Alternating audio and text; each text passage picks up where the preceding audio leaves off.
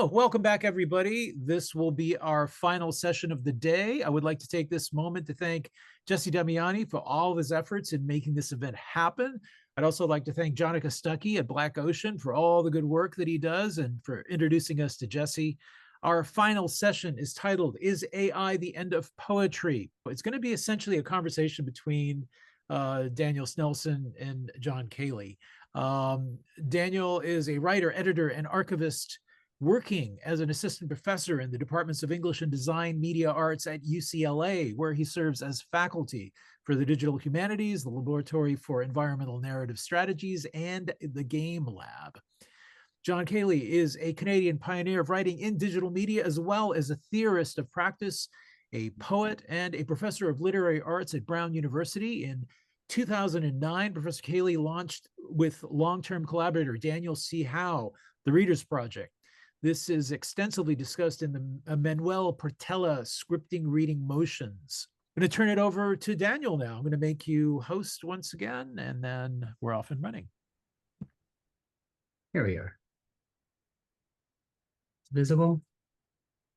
Trust the machine. I've got a very short audio epigraph to get us started.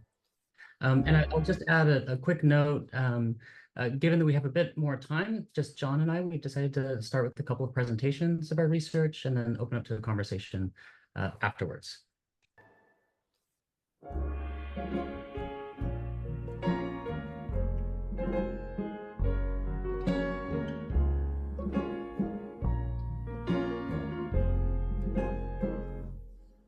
With your feet on the air, your head on the ground.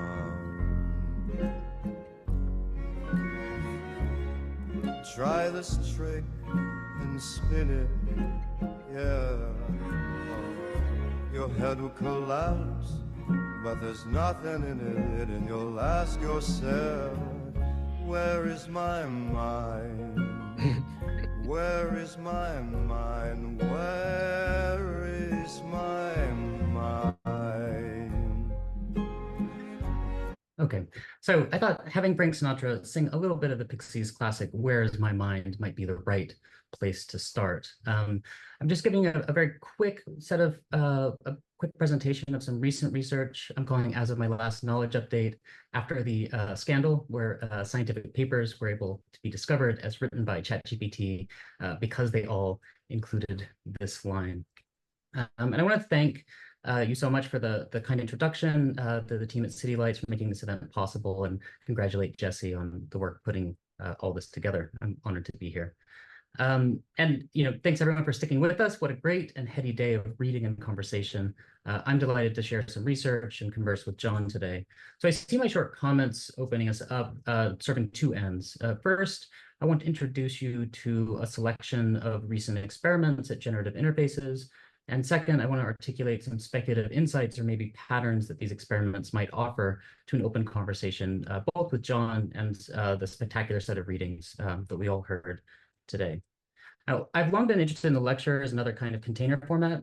Like any compression standard, these things are lossy by nature. I like to think of the lecture as a space to perform a range of generic forms of presentation, the anecdote, the artist talk, the poetry reading, the inventory, and so forth. So in what follows, I'll present more of what I would say is a speed run, or as McLuhan would have it, an inventory of effects, that any close reading, rather than any kind of close reading, in order just to summon some trends among these works. And this inventory for me is drawn most directly from research I conducted this past fall in my seminar, AlgoLit, an introduction to AI literature, conducted at UCLA. Over the course of 10 weeks, 35 students and I did nothing but search, gather, compile an elaborate inventory of effects that tracked recent developments in creative approaches and poetics with generative AI. So I wanted to start by acknowledging some of this collective work, but also to say that the syllabus is freely available online, so you don't need to reference anything. You can find all this work patiently embedded there, including, I think, works by nearly everyone included today.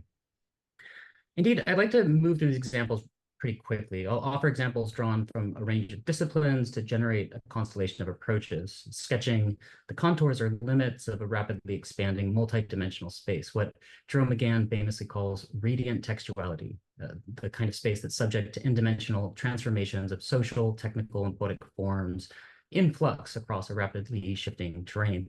This pulsating object here is an OBJ file that inhabits an impossible office generated on the fly as an equirectangular image. When I think about tracing the aesthetic and poetic trends in generative AI, this spastic orb is what I see in my mind's eye. I thought I would start then with a recent collaboration between my design media arts colleague and co-founder of Processing, Casey Rias, and the poet technologist Alison Parrish. This is Compressed Cinema, released by Antism Books in 2023. And I'll note, also it was in the background of Jesse's wonderful introduction today. You can see it here. Okay. So in this work, each image is a frame of an imagined film. The soft focus and grain reminiscent of early explorations in photography are adjusted to low resolution GAN images that were made in 2019. You can see them at the top of the screen. Allison produced the text to accompany these images. Allison writes, I was commissioned to write a text in response to the images. My texts are ekphrastic unravelings of these images. I first wrote laconic, dense descriptions of each image and then used the mask filling functionality of a language model to iteratively uncompress those descriptions. So this iterative play of compression and decompression, the unlikely ekphrastic collaboration, I think points to new forms of writing, both with and toward generative algorithms. The joke, I think, is that this book is still images and ekphrastic verse, and it's called compressed cinema, as though the play of language itself is movement enough to animate images between pages, a lesson I think that we've learned in many ways from John Cayley's practice over the years. Now, picking up on the politics of compression, I'll just mute this here. I'll point to Parag Mittal's YouTube Smash Up. For me, it offers one entry point into artists thinking about media specificity with generative work. That is, how to reveal the functioning of the substrate of the artwork rather than simply its surface effects.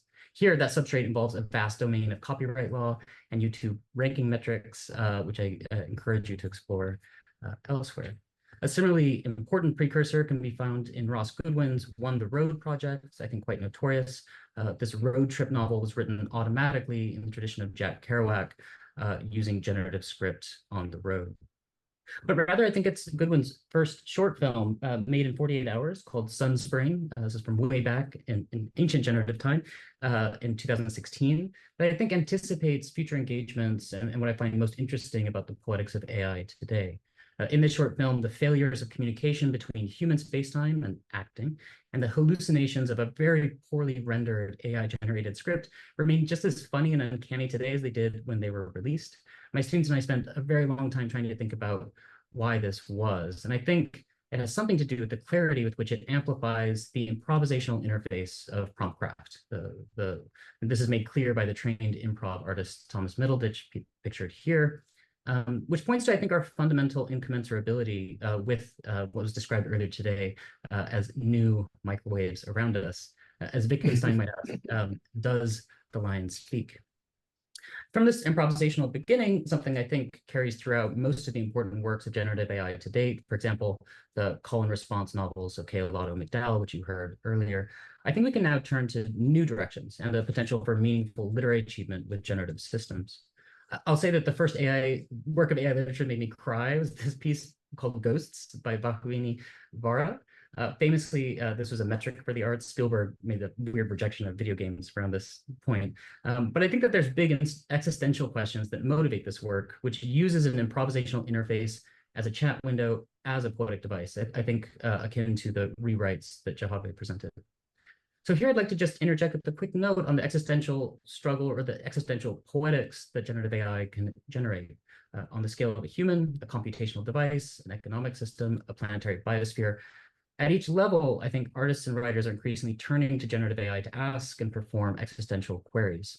And this is, I think, at the core of the poetics or the prosody of promptcrafts. What is it that makes us human? Each prompt, of course, written in the present, where it's easier to imagine the end of the world, say, as they say, than the end of capitalism, where some human lives are worth more than others, where some humans don't even count as human, and the attendant biases and algorithmic harms that accumulate from these large-scale ideologies, as I think Mashinka and Lilian brought out so urgently in their readings earlier. Of course, there's no such thing as raw data. All data is parsed, biased, human information, and these are the kinds of questions that I hope future works continue to ask. I should acknowledge my own knowledge update's leading source, Mashinka.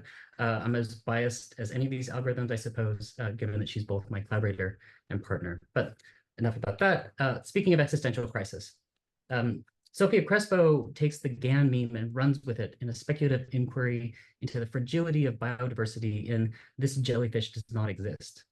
In many of her works with Entangled Other, she speculates and imagines life forms that are rapidly disappearing. This disappearance, I think, is poignantly brought to the foreground in Lina Dunia Rebez's work of what she calls speculative archiving in the Once Upon a Garden trilogy. You're looking at lost specimens 1 and 10, respectively. Lina writes, Once Upon a Garden is a digitally composited garden presenting a dystopian projection of the likely outcome of global warming. It depicts a world where humans now have to live with simulated images of plants and flowers because they have all disappeared from the earth. Extending these biological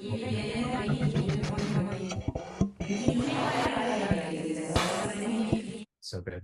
Extending these biological queries and the multimodal engagement with a range of generative techniques, we can turn to Jenna Sutela's Nimia Seti project, which computes the movements of bacteria, you're seeing that here on the screen, as though they're generating a Martian language and script in the divinatory mode made famous, I think, by the 19th century medium Helene Smith, known by the surrealists as the muse of automatic writing.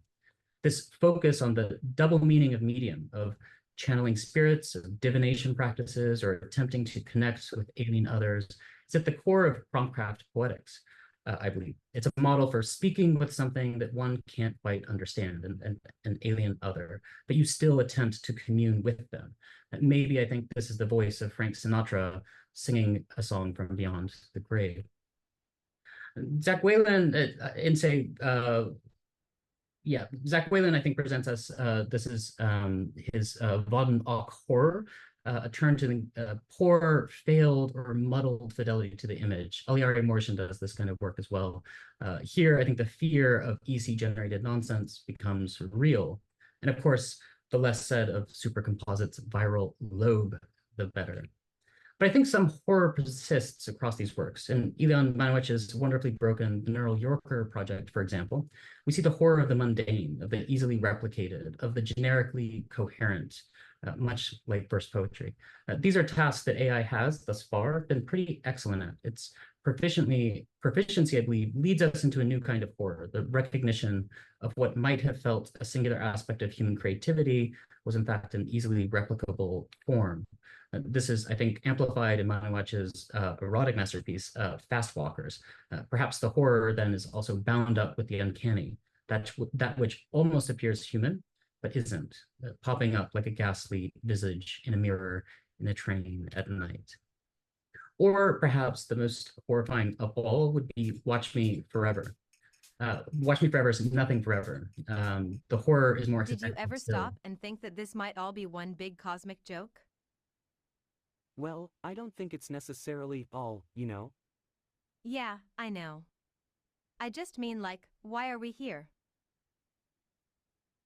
To these existential questions, I want to conclude with just 2 small additions to my knowledge update to build into conversation. To get to what makes these works, I think, profoundly new, we need a little bit of backtracking into questions of where we've come from, how we've, and for me, this is around questions of access to knowledge, or A2K in activist parlance.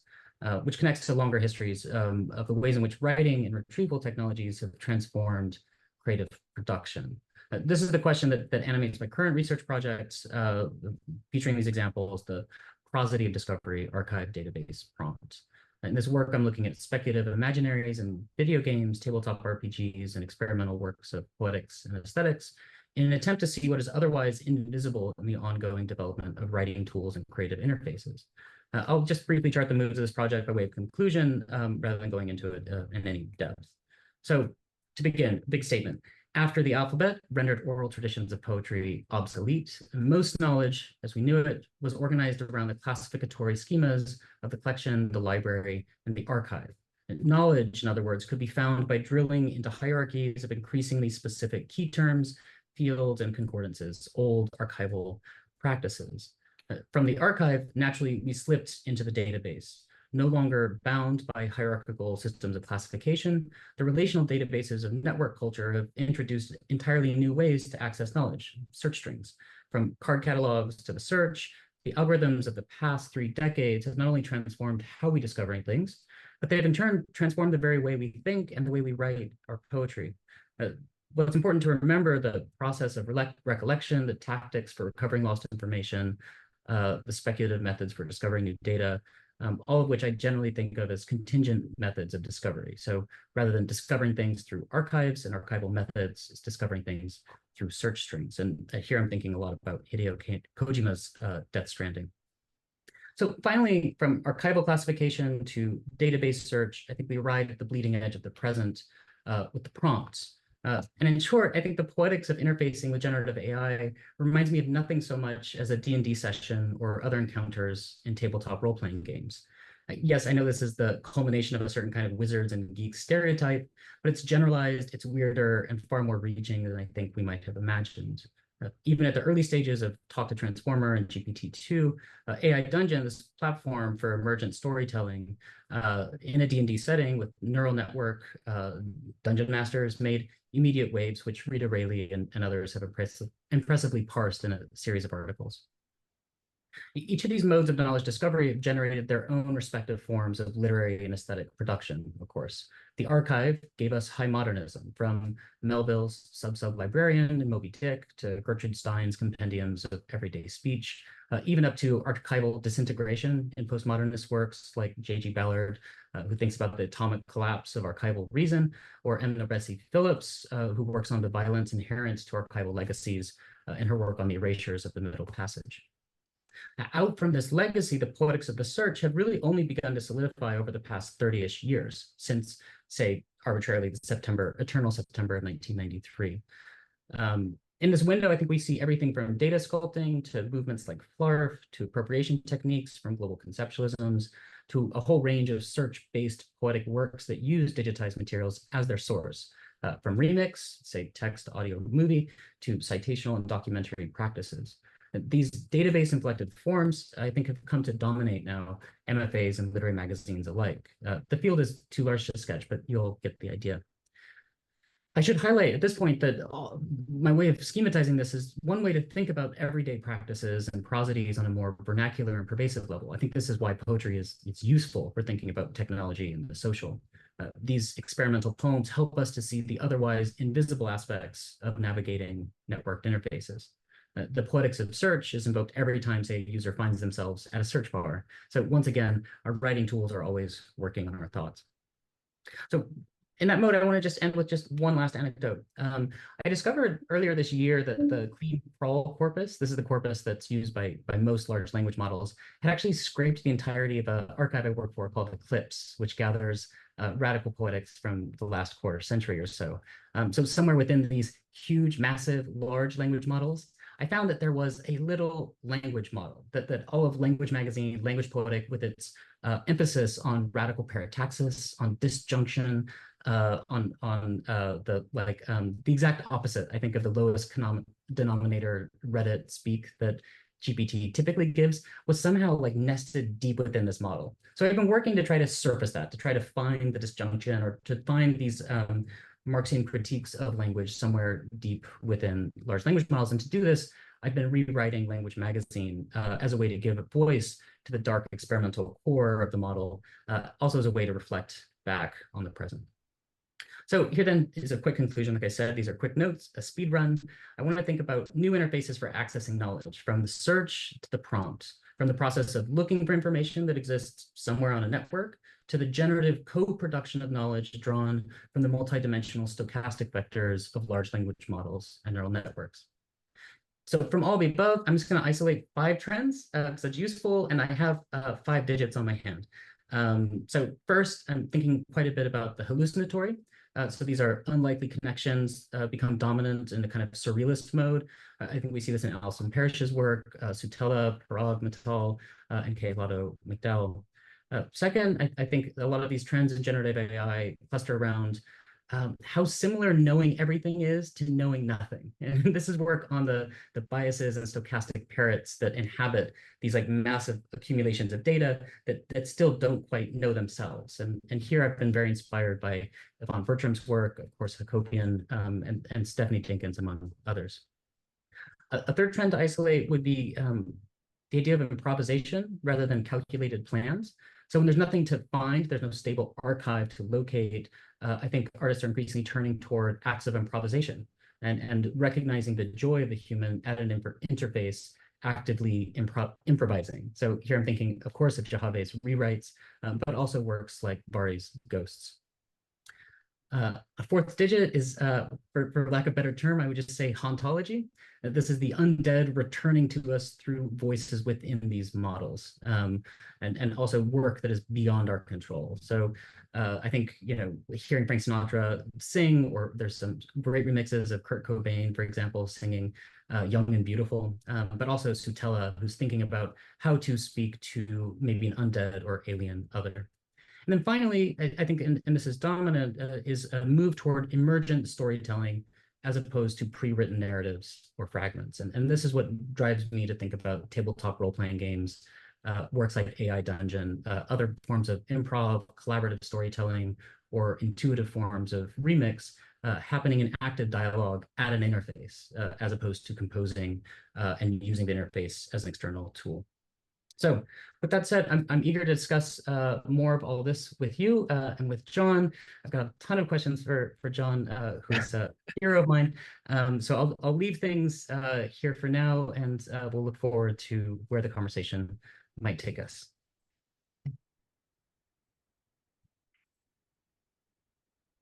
Wow, Danny, thank you so much.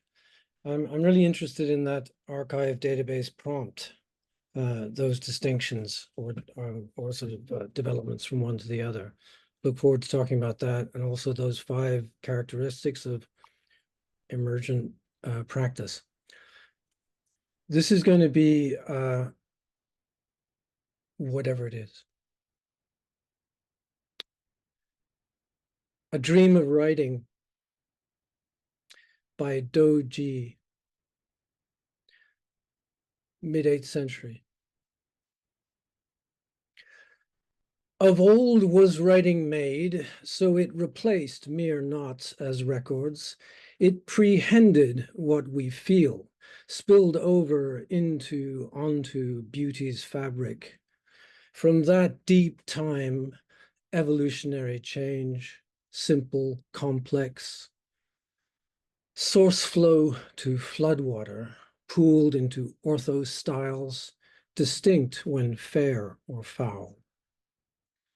Arriving at this large time, the would-be twilight of a gilded age, after bubbles burst, the crash and burn, the quantitative easing, the people's pockets inside out, all we had was hidden, unseen, unread, and hoarded by the much, much less than 1%.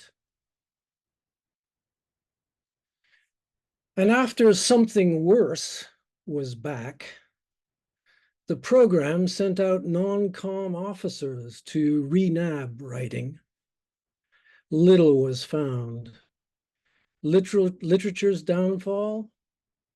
Now it's peak ethics.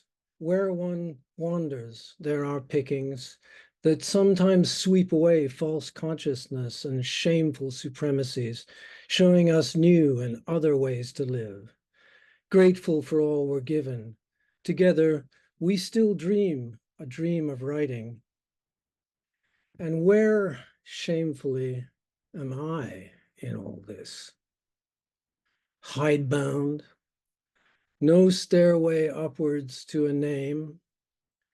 Backward-looking continuity is actual hallucination. Hoping to be valued now for anything I make is merely artificial speculation. Still, we read and read, moving silence, private and public, calling us out, We follow for a time and seem to hold it, retiring finally and leaving it to you. Now I can only dream for you what I myself have dreamt. From big data's martial virtue to its deep blue inception, the mystery of writing, its secret works and living flow. I dream to dream it for you. So that was written with an AI, or, like one of them, and a model. Let's not call it AI, let's just call it a model. A big one. And it was written with, but I like with because with is a word that also means against. And you can fight with, you can fight against. And in most of my thinking about so-called AI, I'm with it. So after I wrote that, I was asked a few questions about it. You just bear with me while I call up something else.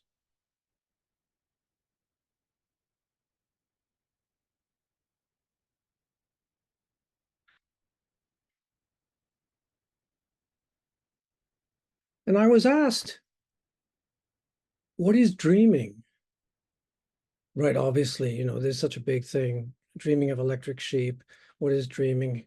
Do AIs do it? Whatever. And I realized that I wrote with the machine or the model. I wrote with the model, but I didn't, when it came to it, when I decided to finish it, I just started to write. And there was no mention of dream in any of the material that I was working with as I worked with the model to do a translation of a piece of medieval Chinese, which was actually writing about calligraphy. But calligraphy is writing, different type of writing. And when I was answering these questions about where the dream came from, I said, I put it there. And I said, yours truly dreamed and still dreams without knowing surely whether I am or was dreaming now. And that sentence makes sense. There was no dream or dreaming in the original of Doji's Rhapsody. That's the original work that I was working with. And no dreaming was generated for me in my exchanges with the large language models. Lucidly, decidedly, and without hallucination or indeed speculation, as I humanly understand it, yours truly did the dreaming and wrote it into my oneric translation. Take it or leave it. Butterfly or no butterfly. Dream on. Think for a minute about the allusions in those last three brief sentences, phrases, whatever you want to call it. Take it or leave it. Take it or leave it. Butterfly or no butterfly? You get that one? That one's Zhuangzi, Chinese story. Guy wakes up, doesn't know whether he is a guy dreaming he was a butterfly or a butterfly dreaming he was a person. And dream on. Okay.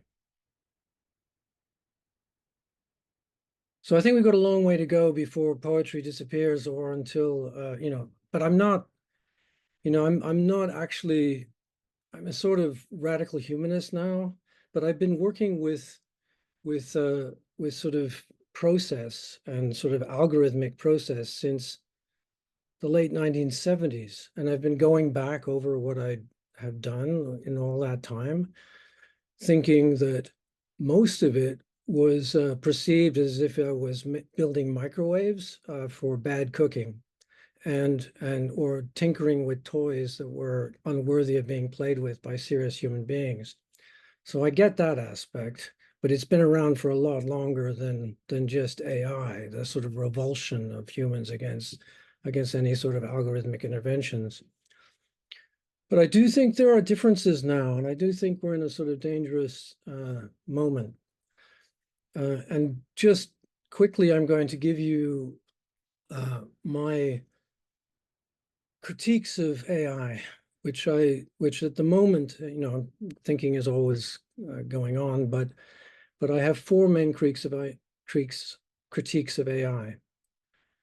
The critique from ownership / property / copyright, because we live in an age where the extraction has already taken place, where the commons have already been enclosed, and we live in a legal regime in which that sort of dream of ownership is pure fantasy. Again, the copyright is basically gathered up by the less than 1%, and the rest of us have already had our rights to own language de facto taken away from us.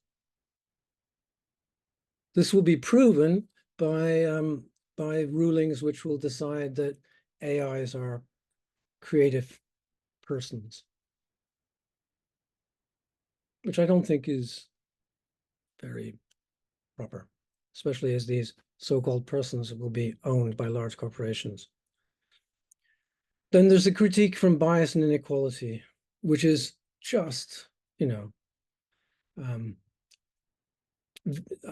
can't exaggerate the importance and how the effect that it may or may not have, particularly on sort of minority or diverse practices. The only thing that I have to add there is that one has to pay careful attention to a type of what I call a sort of a local bias that's within one language or one sort of culture sphere, and then a global biases, which are biases against culture spheres that are not properly represented if one thinks of the models as being in any way global or aspiring to be global. So by that, I mean, there's less data about Uzbeki than there is about English. So, how are we going to cope with that? Even though, as Walter Benjamin pointed out, every natural language is a perfect translation of every other natural language. A sort of deep paradoxical truth.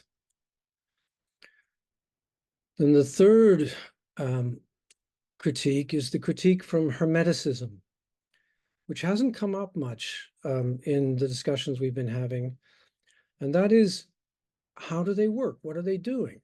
How do you, if you don't know how they work, how do you control them? And I know there's a lot of work going on to try and understand, basically to try and understand whether large vector spaces can be parsed and remapped onto existing ideas of categories that are construable to humans, and therefore controllable by humans. But in the meantime, if you work with AI, and I'm not saying don't, you don't know what you're doing. This is, in some ways, it's weird, because when you're working with people, you don't know what you're doing either. Like, you don't know how I made what I made. If I made anything when I made that translation or whatever it was at the beginning, you don't know how I did it. Like I can show you all the material that I used to produce it, but the decisions I made when I finally made them are very, very opaque even to me. And the final critique is the critique from linguistic ontology. That's what language is. And this is to say that since the Second World War, what I call a sort of scientistic view of language has prevailed and has been reinforced by the regime of computation. The idea that text is writing, question mark, and that writing is language, another question mark. But if you're using a huge corpus, a model created from a huge corpus, it's a corpus of text initially. The other sort of qualities that we'll have that will relate it to literature per se will be coming from other places other than the text. They'll be coming from things that humans have perceived about the text and that made it literature when it became literature.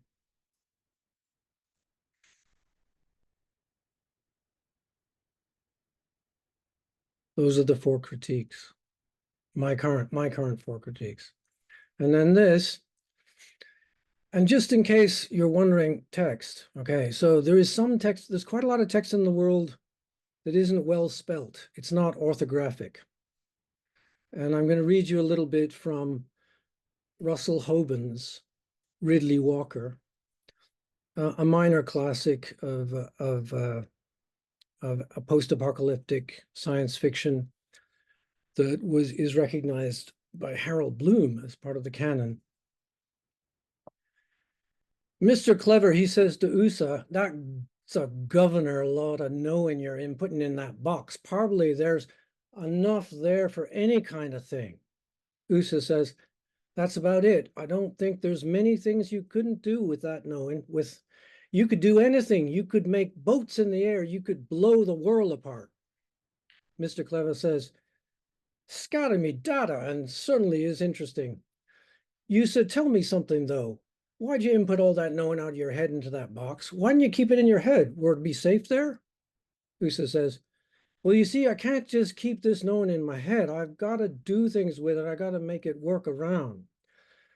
I gotta work the equations and the locations. I've got to comb the nations of it, which I can't do all that lonesome in my head. That's why I need this box. It's going to do the heavy head work for the new project. Mr. Clever says, what's the new project of yours then, USA? This is 1980. USA says, good time. Mr. Clever says, USA, did I hear you say good time with a governor G and a governor T? USA says, that's what I said, and that's how I said it. Good time, which I mean everything good and everybody happy. And technological progress, moving everything frontways farther and farther all the time. You name it, we'll do it. Past the savoring galaxies and all that. Mr. Clever says, you've got all that in that box, have you?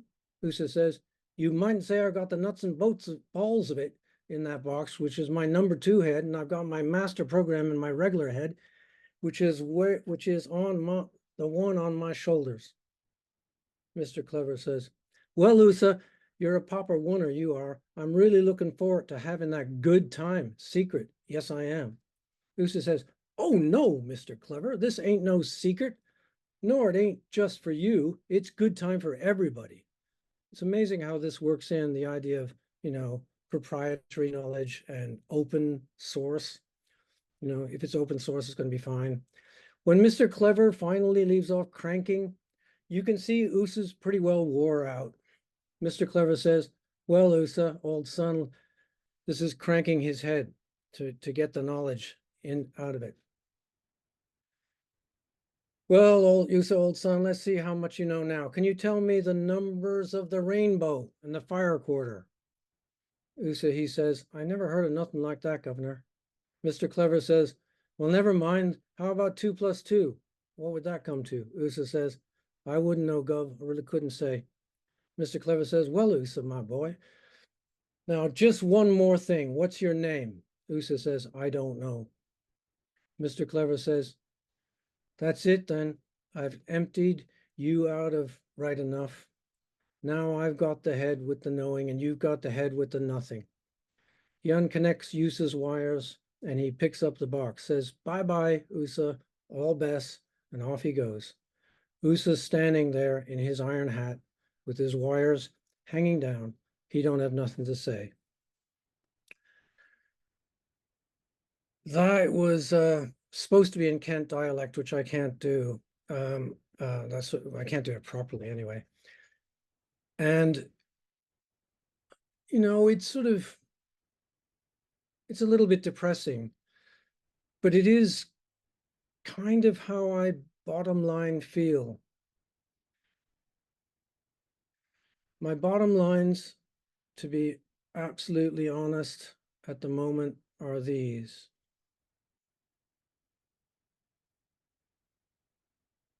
Bottom lines. There is no way to extricate ourselves. Second, there is an appalling failure of humanist critical understanding and curation of AI, aligned with grotesque subservience to post-war scientism, especially as applied to our faculty of language. I will try to toe and teach these bottom lines. Thanks.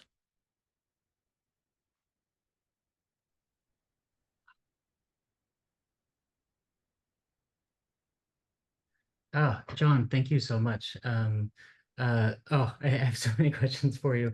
I think we have about 15 minutes for conversation, and I'll keep track of the chat too. I know there's so many perspectives here. I thought maybe I'd just start by echoing Lillian Yvonne's note in the chat, which I like the way it's written, and I'm trying to understand it. Questioning if text is language is writing. It's something I think about a lot, and I'm thinking about this in the legacy of, say, a phrase like the polices in our mouths, right? That I'm trying. I want to get into your your critiques of linguistic ontology. That the colonial legacies of language, no matter what localized system one's working in, of white supremacy, of gender bias, right, is all very well known, and these all get echoed in these models. And so I don't know, I'm really interested in how maybe you've seen that change over time, having worked with algorithms and worked to critique certain forms of like algolinguicism, right? Or the Anglo, like the like Anglo dominance in computational spaces. You've pushed against that to think about other types of writing systems for quite some time. And I guess I'd just be very curious to know if you see a qualitative change in how you are interfacing with these questions of linguistic ontology using new generative AI techniques. Well, I think that I've been subject to that sort of the tracks that I was placed on in the 70s, 80s, 90s, where you know you were reading and writing and going to readings. Things were on the page and they were called poetry, but they didn't come off the page except in readings. And you accepted it. And then computation came along, and text is text. Text is very simple as a medium. It's what you can work with very easily with computation. So the way I feel kind of at the moment in relation to your question is that I feel that I've been misdirected in an interesting way for my entire career. Not entirely, because if you've got any sort of training in poetics, and I'm thinking of poetics very broadly, right? I'm not thinking of it in terms of poetry as such, but just the poetics of prose, which are in fact far more, or they yield a lot, shall we say. And if you have that, if you read a lot, then it's not as if working with computation is going to do you much damage ultimately. And being open to experimentation and sort of deformation of existing language was something that was very attractive and explicitly attractive in the beginning part of my career, and still is, right? I still look to deform and reform and reconfigure. I think that's all great. Mm. But if you're actually coming to sort of literature and poetry, and you're forgetting that as you speak, you are vocalizing, and as you read, this is an idea from Garrett Stewart who wrote a book called Reading Voices. You evocalize within you, right? So when you're reading anything that is literary, you are accepting that a voice will come, or a voice will be with you as you experience, and hooks into that which we have as human producers of language and listeners, human listeners to language. We have that. That is what language is for us. It's like it's embodied at the level of the phoneme. The consequences of that are very, very powerful. You know, the models can be taught about phonemes, obviously. They can be taught anything, right, that they have the data for. And they can relate it, they can correlate it, but they won't necessarily correlate it in the same way that you and I do. Mm-hmm. Not necessarily a bad thing, but still, it's a thing to think about. And the bearing of that, of language as such, on the question of sort of bias and diversity is very, very important. You know, literacy, much vaunted, is just a particular mode of linguistic practice for me. You know, the illiterate practice or non-literate practice is way more prevalent and just as interesting, if not far more interesting. Like going into a pub in England and hanging out with people who are joking, telling stories, bantering. All of that is uncaptured, not yet capta, not yet data. Many of the people in that pub will be from many different communities, linguistic communities, not captured, not yet data. And yet they are on their phones, all of them are on their phones, and they're being fed back, you know, let's call it white language, like white literacy, you know, predominantly. And white literacy in the service of commerce, predominantly. Frictionless commerce, frictionless transaction, which may be frictionless transaction for the sake of new relations, you know, like, you know, dating apps. But nonetheless, there will be a sort of like a predominant experience of a certain type of language that will be model created. As now everybody knows, well over half of what you read is written with algorithm day to day, isn't it? So that's and if we're still living in that sort of white text literacy, then we're getting a lot of it these days. Yeah, I think to me, I mean, one of the roles I think that the poetry has traditionally served is to try to map the limits of language, how language structures our world, what kinds of inherent biases it brings to us. And I've been thinking quite a bit, and maybe this drills into your third point around hermeticism. If I can, I have a question, maybe just to try to open up the black box a little bit, where I think that the black box of language has always been maybe addressed best by poetry, that thinks about the formal and metrical properties of language, can stretch its limits, and we have centuries of experiments that have worked to do that. I'm really interested in the title of this of our panel, actually, I think was derived from maybe an essay that Johanna Drucker has written, the kind of speculative far future with these AI poetry phages taking over the world.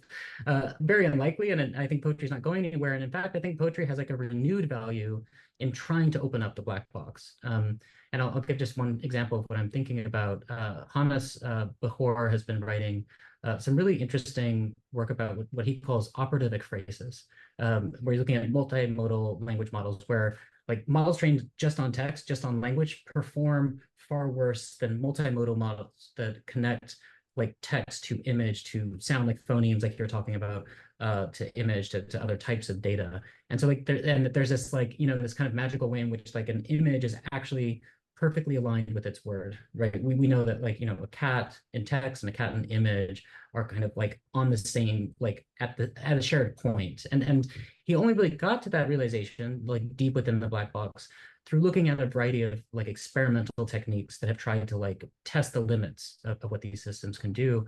And I've always been so inspired at how you've been, you know, testing algorithmic limits, you know, for the last 3 decades. And I'm curious about, yeah, the role that you see poetry playing in maybe giving us some grounding in relationship to the whiteness of language, to the power structures of language, and really the power structures of these technical systems. Like the optimistic reading is that like poetry has a role to speak back to those things. And I guess I would just like to hear what role you think that is with the in that kind of with against binary. What is it that maybe poetry can teach us about technology instead of the other way around? What poetry can teach us about technology. Well, yeah, I mean, like I say, when I tend to work when I work in my own work with fairly simple algorithms, or, you know, I try to make them as complex as I think they need to be, but they're often sort of butting up against, I mean, they always butting up against grammar, against syntax. That breaks very quickly. But then there are other sort of associations and sort of patterns that algorithm also disrupts. So I'm, you know, at the moment, like the thing I did most recently was something where I used NLP to extract phonemes from texts, and then tried to get the phonemes of another text to spell out phonemes of the text I started with, if that makes sense, right? So in other words, take words from one text that contain phonemes from the other text and get it to sort of in phonemes make the text. And that I did that to see what would happen and to see if it was poetic. And I think it is, but I don't know for sure. So I'm in that liminal space of not knowing whether I like what I've done. I'm committed to the idea, but I'm not sure whether I like what it's produced. So the difference there is that my process there is what I call heuristic, in that it's comprehensible. You know, it may not have been comprehensible in my explanation of it now, but it is comprehensible. It's humanly comprehensible. And it does something which is, it produces a text which is not really very comprehensible, but might be poetic, which is being proposed as poetic. And that I think of as being for me, an interesting relation to work, right? An interesting relation to technology, algorithm, and to poetry. What I've learned there, I can imagine going on to apply in a world where I'm dealing with a model and trying to do something similar with a model and deciding whether the model is doing anything interesting or not. So yes, I can see that this is sort of my poetics being applied to working with a model and being able to better understand something that is not immediately understandable in any way other than as vector space, as a complex vector space. So and I think that any and all of the poets who have been represented at this excellent gathering, I don't think I started with a thank you. I should have said thank you to Jesse and thank you to City Lights and thank you to the other organizers, because this has been amazing. All of those poets are doing the same sort of thing. They're coming with a poetics which is developed from their experience as human poets, makers. And they're engaging with these systems and models and working to discover whether, or to try and discover whether there is an emergent poetics, right? So don't get me wrong, I'm not against it in any way. And I'm also sensitive to the fact that although I have my critique of large text models, as I call them, when they're multimodal, as Danny has said, then they become radically interesting in the same way that we're radically interesting, because we are also multimodal. Like when I use text, I'm not using text. I'm not speaking text at the moment. I'm speaking language. That language is coming from my breath, phonemes, experience, awkwardness, hands moving around. You know, the whole kit and caboodle is just pouring out of me in this stream, which you could transcribe, and it probably Zoom is transcribing it now, but you won't get it, you won't grasp it unless you hear it. And by hearing it, I mean relive it in your body, and then you will grasp it. And that's language. So like Jave, my good friend Jave, who is sort of in it, and he's aware that all of the data is going in, like all of it, everything is going in. And so much of that data is disparate. It comes from experience which is non-human, and it's going to go into the models. So you'll have a thing that speaks, that knows about the tides, and knows what the moon is doing, and knows the position of all the planets as it speaks to you. And that is astonishing, but deeply other. Yeah, and I want to. I think that we have to wrap up. Unfortunately, I have so many more questions I would like to ask. But I think Well, can I ask you a question, Danny? Oh, sure.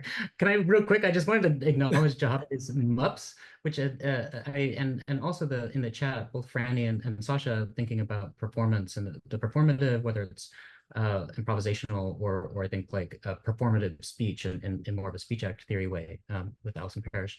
I think in very much in that mode, I think the improvisational work that Jahave did with MUPS, it's an interface for live remixes of poetry recordings that jump back and forth according to various parameters in real time, truly transformed the way that I thought about how poetry can unfold in a live digital space. And I think that's very much at the surface of what you're talking about. But I don't know if you have one last thing, and then maybe we should wrap up.